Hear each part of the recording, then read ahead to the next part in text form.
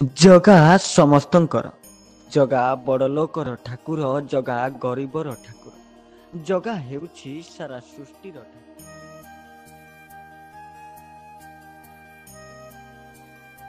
ଜଗାକୁ ଯେ ଯେମିତି ଡାକେ ସେ ସେମିତି ହୁଏ।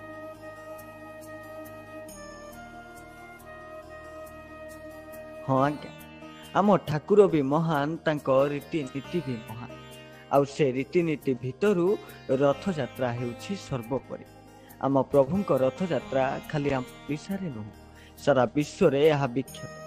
କାଳିଆକୁ ଯେ ଯେଉଁଠି ଯେମିତି ଡାକିଲେ ସେ ଭକ୍ତର ଡାକ ଶୁଣେ। ସବୁ ଗାଁରେ, ସବୁ ସାହିଠୁ ଆରମ୍ଭ କରି ସାରା ବିଶ୍ୱର ଛୋଟ ବଡ଼ ରଥ ତିଆରି କରି ଆମ ଓଡ଼ିଆ ଜାତିର ଶ୍ରେଷ୍ଠ ପର୍ବ ଓ ସବୁଠୁ ବଡ଼ ଯାତ୍ରା ରଥଯାତ୍ରାକୁ ମନାଇଥାନ୍ତି।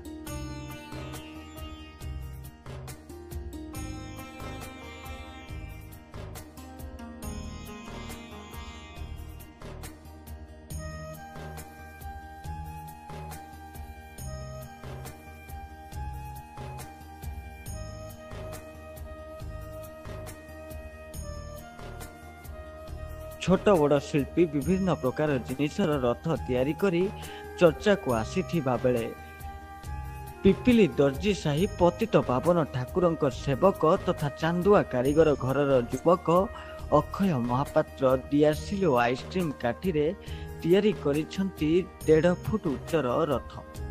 ଆଜ୍ଞା ହଁ, ପ୍ରତ୍ୟେକ ବର୍ଷ ରଥଯାତ୍ରା ପୂର୍ବରୁ ବିଭିନ୍ନ ପ୍ରକାର ଦରକାରୀ ଓ ଅଦରକାରୀ ଜିନିଷର ରଥ ତିଆରି କରିଥାନ୍ତି ଅକ୍ଷୟ। ଗତ ବର୍ଷ ସୁଲରେ ରଥ ନିର୍ମାଣ କରି ଅଞ୍ଚଳରେ ବେଶ ଚର୍ଚ୍ଚା ସାଉଁଟିଥିଲେ।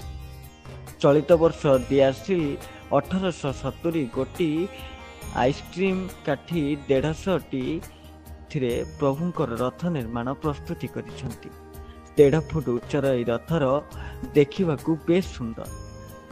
ଜଗା ସତର ଯେମିତି ଦେଖୁ ଦେଖୁ ନନ୍ଦିଘୋଷ ଛାଡ଼ି ଏହି ଛୋଟ ରଥରେ ଆସି ବସି ଗୁଣ୍ଡିଚା ଯାତ୍ରା କରିବ, ଏଭଳି ଭାବେ ରଙ୍ଗ ଦେଇଛନ୍ତି ଯେ କେହି ବି ରଥକୁ ଦେଖିବା ମାତ୍ରେ ନିଶ୍ଚୟ ଆକର୍ଷିତ ହେବ।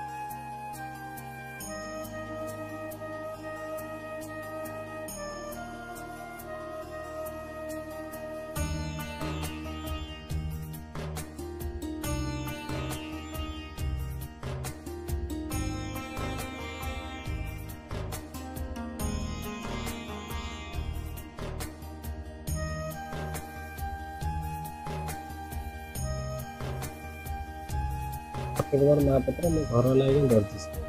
ମୁଁ ଆଜ୍ଞା ଆର ବର୍ଷ ଷୋଲ ରଥ ତିଆରି କରିଥିଲି, ଏ ବର୍ଷ ଆଜ୍ଞା ଦିଆସିଲି କାଠି ରଥ ତିଆରି କରିଥିଲି। ଏଇଟା ଆଜ୍ଞା 1.5 ଫୁଟ ଉଚ୍ଚତାର ବିଶିଷ୍ଟ ଆଜ୍ଞା ରଥ ପ୍ରସ୍ତୁତ ହୋଇଛି। ସେ ମିନିମମ୍ 1870 ଦିଆସିଲି କାଠି ଏବଂ 100-150 ପାଖାପାଖି ଆଇସ୍କ୍ରିମ କାଠିରେ ପ୍ରସ୍ତୁତ ହୋଇଛି ଏ ବର୍ଷ ରଥ।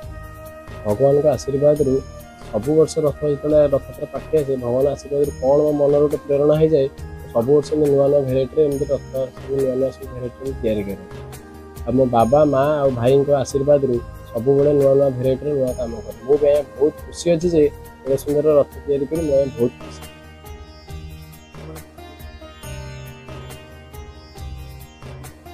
ମୁଁ ଆଜ୍ଞା ବହୁତ ଖୁସି। ରଥଯାତ୍ରା ତ ପାଖେଇ ହେଲାଣି, ଆଉ 2 ଦିନ ହାତରେ ରହିଲା ରଥଯାତ୍ରା।